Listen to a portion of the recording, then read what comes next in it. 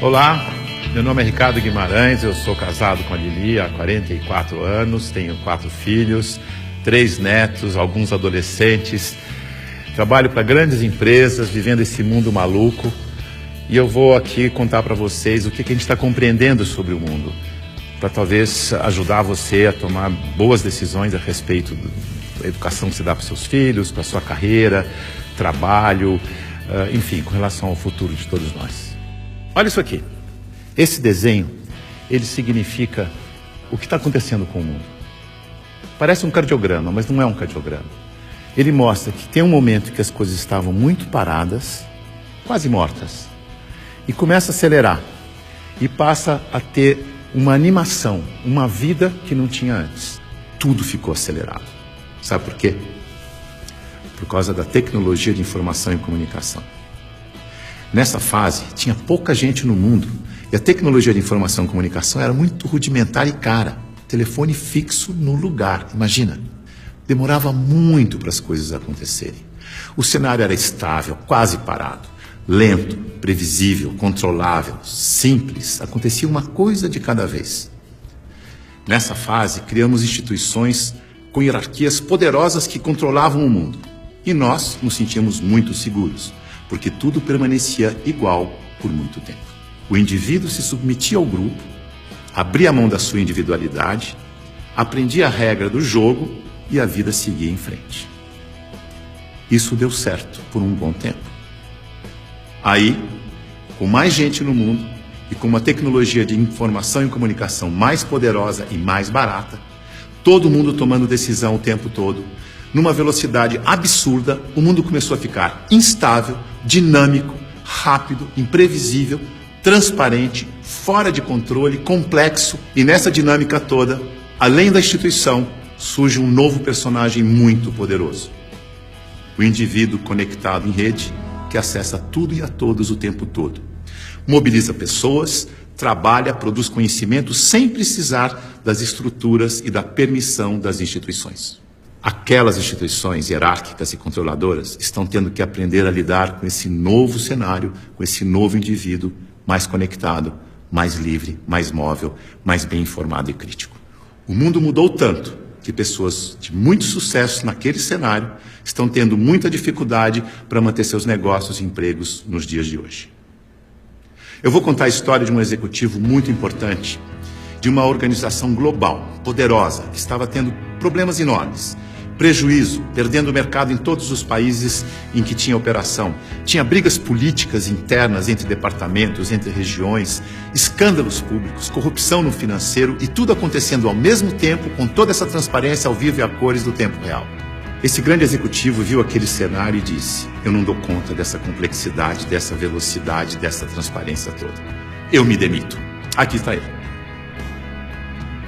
É o nosso querido Bento. O Bento foi sucedido por um outro executivo, que parece que foi feito sob encomenda para lidar com essa época de tanta inovação, onde o indivíduo tem que ser mais autônomo, mais senhor de si, não se submeter à instituição, mas, pelo contrário, liderar a instituição. Chico aceitou o desafio.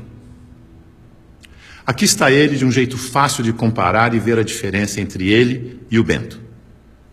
Veja que o Bento está arcado, submetendo ao protocolo e às regras da instituição. O Chico está mais senhor de si. Para ele ajudar a igreja, ele tinha que mudar a igreja. Para mudar a igreja, ele tinha que criticar e propor novas maneiras de fazer as coisas. Porque do jeito que deu certo no passado, não era o jeito que ia dar certo no novo cenário. E ele começou a criticar e a mudar tudo usando o discernimento, o bom senso e os seus valores, que são os mesmos da instituição. A cadeira, por exemplo, ele pediu uma cadeira mais simples, mais leve, mais prática, que ele mesmo pudesse carregar. A roupa, uma roupa que fosse fácil de vestir, leve, simples e confortável. O discurso, ele não queria que alguém escrevesse o discurso para ele. Ele mesmo ia fazer o discurso com as palavras dele. E para ele estar sempre atualizado e poder falar à vontade, ele não ia ficar isolado no Palácio do Vaticano, num quarto de 300 metros quadrados. Escolheu morar no Palácio Santa Marta, num quarto de 30 metros quadrados, junto com os outros 400 padres e bispos que viajavam pelo mundo, e ele ia almoçar com esses padres e bispos para poder conversar, trocar ideias e saber o que estava acontecendo no mundo. Mandou tirar o vidro do Papa Móvel para poder falar com o povo. Mudou a política de investimentos do Vaticano para ficar de acordo com as crenças da Igreja.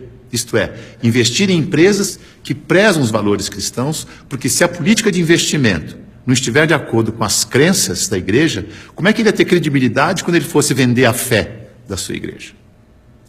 Veja que ele está colocando em prática o seu discernimento para mudar tudo na instituição, da cadeira aos investimentos. Ele busca simplicidade, praticidade, economia, agilidade, leveza e consistência.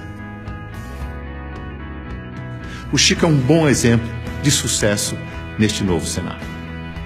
A mudança é tão grande que os historiadores dizem que está terminando a sociedade industrial e está começando a sociedade do conhecimento, a sociedade em rede, a sociedade do indivíduo conectado em rede. É uma época de transição e nós estamos aqui, exatamente no meio dessa transição. Veja o que está acontecendo.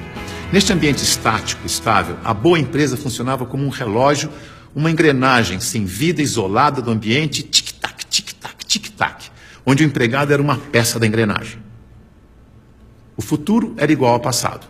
Na medida em que o ambiente foi ficando mais mutante, mais veloz, novidade a toda hora, imprevisível, a empresa tem que se atualizar, aprender e evoluir o tempo todo para não desaparecer. Não é mais conservar, mas é adaptar-se, aprender, evoluir.